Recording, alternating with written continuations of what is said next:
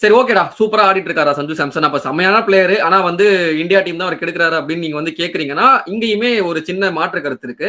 சஞ்சு சாம்சன் ஒரு generational talent தான் இல்லன்னு சொல்லல. சரிங்களா? ஆனா அவருடைய ஃபர்ஸ்ட் 25 இன்டர்நேஷனல் மேட்சஸ் இருந்துச்சு பாத்தீங்களா? T20 இன்டர்நேஷனல்ஸ்ல அவர் எவ்வளவு தடவை 40 கிராஸ் பண்ணிருப்பாருன்னு நீ நினைக்கிற? நீ சொல்லு. சும்மா ஒரு கெஸ் பண்ணு. இன்னும் ஒரு 6-7 தடவை.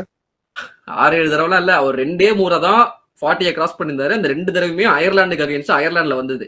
சரியா? சோ அவர் வந்து ஆக்சுவலி 2024 T20 வேர்ல்ட் கப் முன்னாடி வரைக்குமே ஒரு பெரிய இன்கன்சிஸ்டன்ட் பிளேயரா தான் இருந்தாரு இன்டர்நேஷனல் செட்டப்லயுமே. அந்த ஐபிஎல் பார்த்தனால தான் வேர்ல்ட் கப்ல எடுத்தாங்க. சரியா? பட் இருந்தாலும் அவுட் ஆஃப் த மூன் அவருக்கு திரும்ப வந்து சான்ஸ் கொடுத்தாங்க ஓப்பனரா. அந்த ஓப்பனரா 3 செஞ்சுரி அடிச்சாரு பாத்தியா? அந்த 3 செஞ்சுரி அடிச்சதுக்கு அப்புறமே அவர் ஆவரேஜ் வந்து 27 தான் இருக்கு. சோ இது வந்து இன்டர்நேஷனல் கிரிக்கெட்ல டீம் இந்தியா தோனி போனதுக்கு அப்புறம் ஒரு விக்கெட் கீப்பிங் ஃபினிஷர் க்ரூம் பண்ணணும்னு நினைச்சா ரிஷப் பண்ணிட்டு எடுத்துட்டு வந்தாங்க.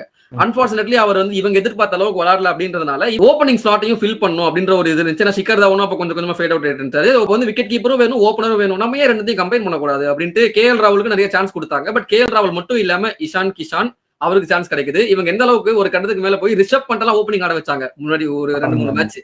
நீ என்னப்பா விக்கெட் கீப்பர் தானே, நீ என்ன ஓப்பனிங் ஆட ட்ரை பண்ண அக்ரெசிவ் ஆடு அப்படின்ட்டு அந்த செக்மெண்ட் தான் சஞ்சு சாம்சனுக்கும் சான்ஸ் கிடைக்குது. சரிங்களா? அவரு நீயும் ஓப்பனிங் தானே பாரு, டாப் ஆர்டர் தானே ஆடுற, நீயும் ஆடிட்டோ அப்படின்னு சான்ஸ் கொடுக்குறாங்க.